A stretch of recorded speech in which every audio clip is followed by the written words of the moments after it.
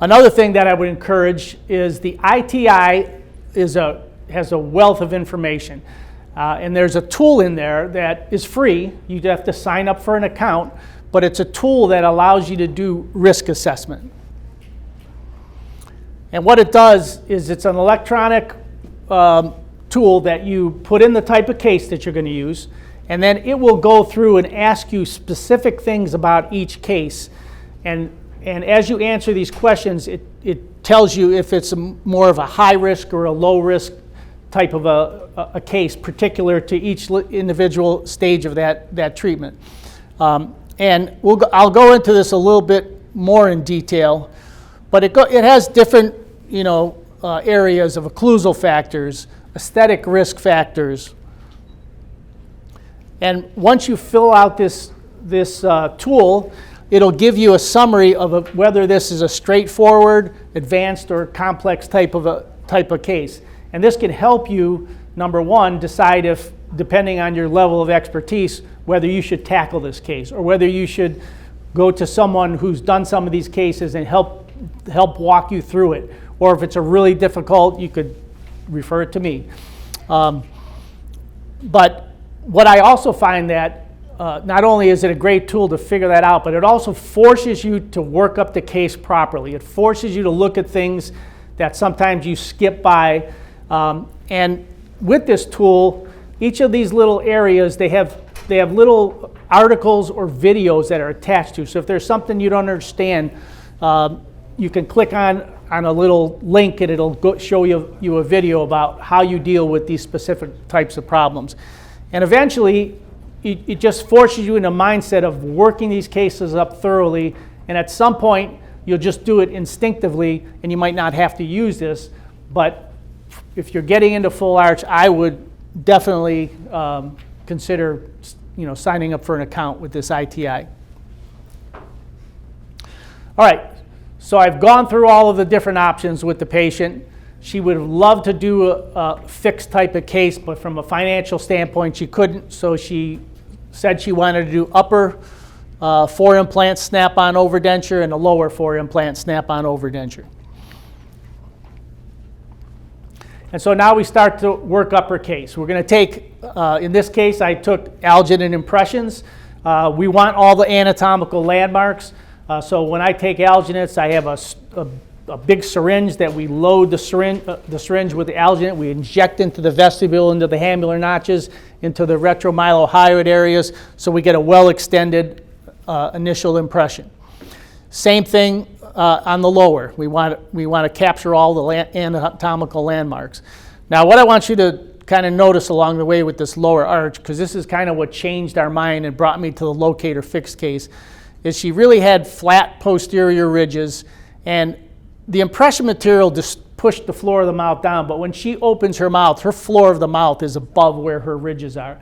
And we've all tried to make partials on these type of patients, and you know the frustration that occurs, or tried to make dentures, and the dentures are just popping up, and there's nothing you can do despite the patient's expectations.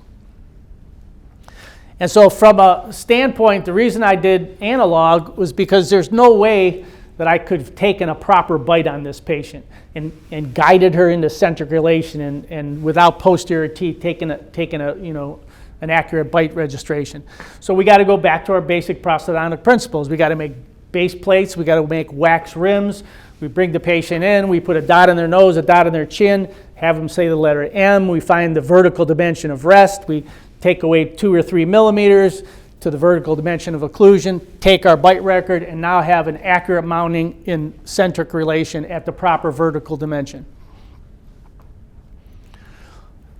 If this was a digital case, and I've seen this before, and the dentist or the surgeon is just having their assistants take the scanner, they're going to just have the patients bite into this. The patient's 5 millimeters forward of what centric relation is. They're going to scan this, send it to Roe, and Roe's going to say, this doesn't look right, but if this is what you want us to plan the case and introduce all of those errors.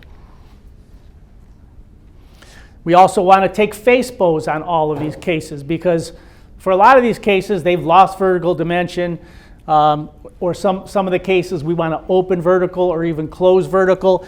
And the purpose of the face bow is to eliminate some of those occlusal discrepancies that you get when you're taking a bite at a decreased vertical dimension. Because when the lab opens up the bite, and they just kind of open it up straight up and down. There are means to do it on a hinge also, but a lot of times they're just moving the models up and down.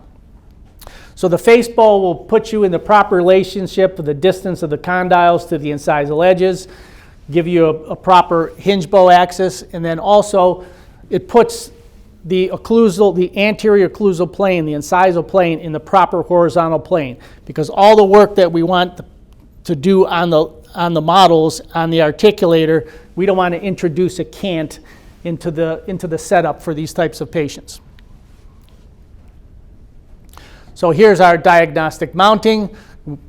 I have this in my hand. I'm measuring space. I'm looking at the occlusal plane. Just a little closer up of all the things that we can see when we have mounted models.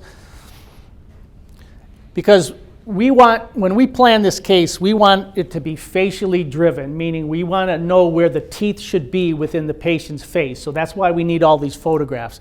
And the implant placement needs to be prosthetically driven. So like on Rosa's case, we don't want to plan the implants to those splayed teeth. We want to plan the implants to where those teeth are going to be when we set the teeth up and we make our immediate denture.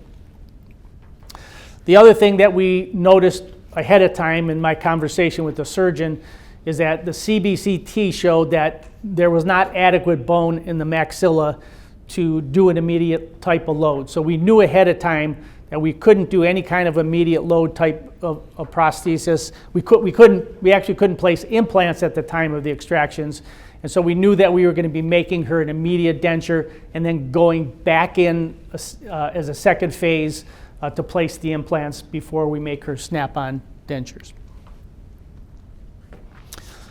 And so I want control of my tooth position.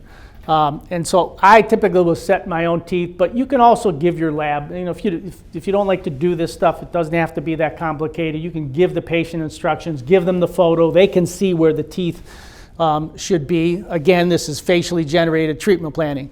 So I want to set my teeth so I determine the vertical dimension, the plane of occlusion, so that everything that happens along the way with planning of the lower arch is going to be dictated by what I'm instructing the lab to do. I don't like my lab setting teeth to opposing arches without anything opposing, just setting the teeth to air, because something will always be off in terms of how far up or down the teeth are or buccolingually, and when you go to restore the opposing arch later, you wish you would have had a different tooth position. So I like to set my lower posterior teeth so I'm 2/3 up the retromolar pad and just develop a nice plane of occlusion. Now, when we're doing this and we're planning a surgically guided case on the bottom, we have to be very careful not to alter these teeth in any way, not to chip them, not to hit them while we're making the base plates, because we're going to use this model. The lab is going to scan it to make my surgical guide. And if I alter those teeth or try to level off the incisal edges or whatever, that guide is not going to fit, and it's just going to be a waste of time. So now that I've informed my lab where the teeth should be, they're going to scan this to create a digital file. So they're going to scan the lower arch with the teeth in place, because I want my upper teeth set to these teeth, and they're going to scan without the teeth so that we can make a surgical guide that doesn't get in the way of those teeth. The lab is going to take the CBCT that we take. They're going to merge the files with the STLs that they get from their lab scanner, and they're going to put it in a software program. This Co-Diagnostics is one that allows us to plan these cases. Roe uses something called Real Guide, which is a fantastic. The graphics on this software is amazing. It has all the tools that you need to plan the implant positions, the design of the guides. So it's a really great system. And then what they're going to do is they're going to plan the implants based on where we put the teeth and fabricate a surgical guide.